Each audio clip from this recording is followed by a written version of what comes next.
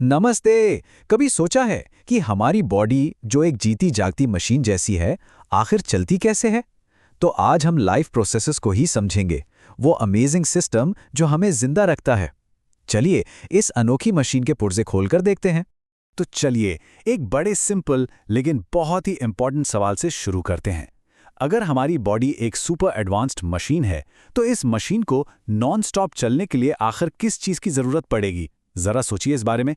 देखिए, बिल्कुल किसी भी मशीन की तरह इससे भी 4 बेसिक चीजें चाहिए। सबसे पहले फ्यूल यानी हमारा खाना। दूसरा ऑक्सीजन, जो इस फ्यूल को जलाकर एनर्जी निकालने में मदद करता है। तीसरी चीज एक ट्रांसपोर्ट सिस्टम, बिल्कुल एक डिलीवरी सर्विस की तरह जो जरूरी सामान हर हिस्से तक पहुंचाए। और चौथा एक वेस्ट रिमूवल सिस्टम, ताकि मशीन अंदर से एकदम साफ रहे। यही 4 चीजें मिलकर लाइफ प्रोसेसेस कहलाती हैं। तो ये लाइफ प्रोसेसेस आखिर हैं क्या चीज़? इसे आप हमारी बॉडी का 24/7 काम करने वाला एक मेंटेनेंस क्रू समझ सकते हैं, जिसका काम है हमेशा सब कुछ ठीक ठाक रखना। बिल्कुल साफ शब्दों में कहें तो लाइफ प्रोसेसेस वो सारे प्रोसेसेस हैं जो बॉडी को मेंटेन करते हैं। इसका सीधा सा मतलब है ये हमें टूटने फूटने से बचाते हैं। यही इनका सबसे जरूरी काम है। अच्छा, तो इस मेंटेनेंस से हमारा मतलब क्या है? इसका मतलब है बॉडी को एक स्टेबल स्टेट में रखना। सोचिए, हमारे अंदर करोड़ों सेल्स हर पल डैमेज हो रहे हैं और रिपेयर हो रहे हैं।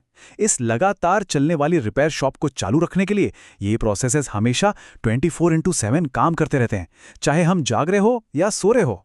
इससे ना एक बहुत ही इंटरेस्टिंग बात सामने आती है। सिर्फ हिलना डुलना यानी मूवमेंट जिंदा होने का सबूत नहीं है।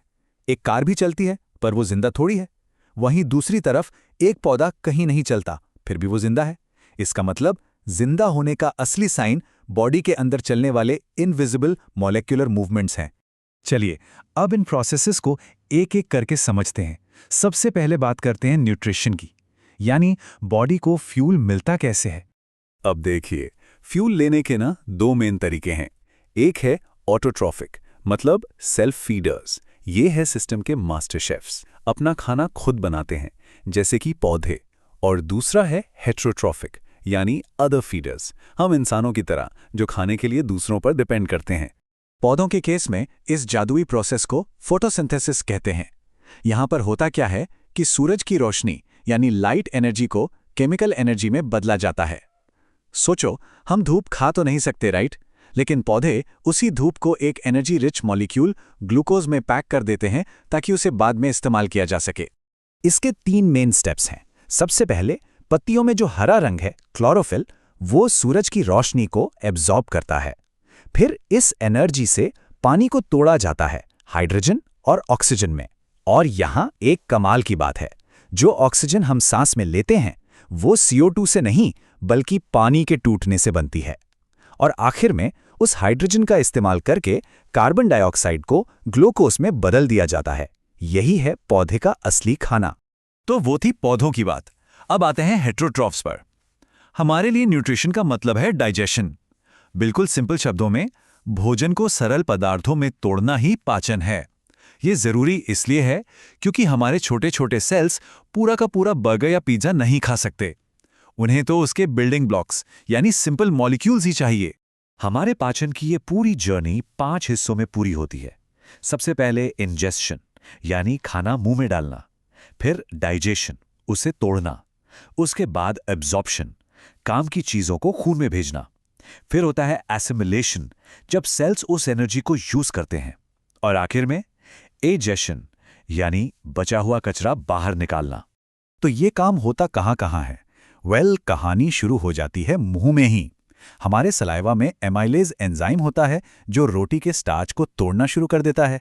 सोचिए, डाइजेशन आपके चबाते ही शुरू हो जाता है।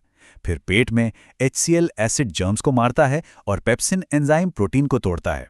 और आखिर में स्मॉल इंटेस्टाइन में आकर बाइल और दूसरे एंजाइम्स की मदद से ये कहानी पूरी होती है और पचन कंप्लीट हो जाता है। ठीक है, तो फ्यूल मिल गया। अब टाइम है उस फ्यूल से एनर्जी निकालने का। इस प्रोसेस को कहते हैं रेस्पिरेशन। अब एनर्जी निकालने के भी 2 तरीके हैं। एक है एरोबिक रेस्पिरेशन, जो ऑक्सीजन की मौजूदगी में होता है। ये एक सुपर एफिशिएंट इंजन की तरह है जो बहुत सारी एनर्जी देता है। दूसरा है एनारोबिक रेस्पिरेशन, जो ऑक्सीजन के बिना होता है। ये एक बैकअप जनरेटर जैसा है, काम तो चला देता है लेकिन एनर्जी बहुत कम देता है। जब हम बहुत तेज दौड़ते हैं और सांस फूल जाती है, तब हमारे मसल्स इसी का सहारा लेते हैं। और ये जादुई प्रोसेस होता कहाँ है? हमारे हर एक सेल के अंदर, हजारों छोटे छोटे पावर प्लांट्स में, जिनका नाम है माइटोकॉन्ड्रिया। बचपन से पढ़ते आ रहे हैं ना, powerhouse of the cell. बस ये वही है। ओके, तो पावर प्लांट में एनर्जी बन गई, लेकिन अब इस एनर्जी को और दूसरे जरूरी सामान को फैक्ट्री के हर कोने यानी हर सेल तक पहुंचाएगा कौन? यहां काम आता है हमारा ट्रांसपोर्टेशन सिस्टम। इस सिस्टम के 3 मेन हीरोज हैं। पहला, हार्ट, हमारा नॉन स्टॉप पंप। दूसरा, ब्लड वेसल्स यानी आर्टरीज, वेन्स और कैपिलरीज, जो इस सिस्टम के हाईवेज हैं। और तीसरा, इन हाईवेज पर दौड़ने वाला ब्लड, जिसमें ऑक्सीजन ले जाने वाले रेड ब्लड सेल्स, बीमारी से लड़ने वाले व्हाइट ब्लड सेल्स और चोट ठीक करने वाले प्लेटलेट्स सफर करते हैं। वैसे पौधों का भी अपना ट्रांसपोर्ट सिस्टम है। उनके पास 2 तरह के पाइप्स हैं। एक है जाइलम, जो जल यानी पानी को जड़ से ऊपर ले जाता है, और दूसरा है फ्लोएम, जो फल यानी खाना पत्तियों से बाकी हिस्सों तक पहुंचाता है। याद रखना आसान है ना? जल के लिए जाइलम, फल के लिए फ्लोएम।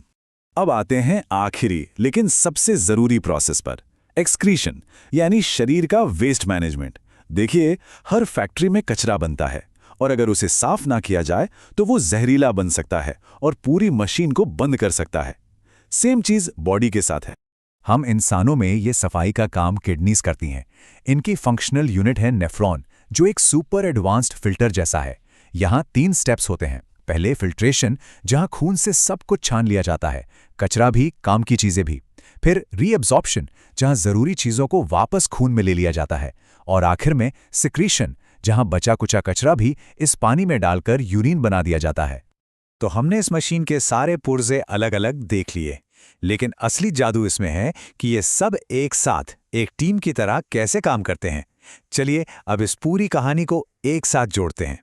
ये पूरी कहानी को एक नज़र में दिखाता है। देखिए, स्टेप 1 हम भोजन लेते हैं। स्टेप 2 सेल्स उस भोजन से एनर्जी बनाते हैं। स्टेप 3 ब्लड उस एनर्जी को और ऑक्सीजन को हर जगह सप्लाई करता है। और आखिर में स्टेप 4 इस पूरे प्रोसेस में जो कचरा बनता है उसे शरीर से निकाल दिया जाता है। एक परफेक्ट नॉन स्टॉप साइकिल।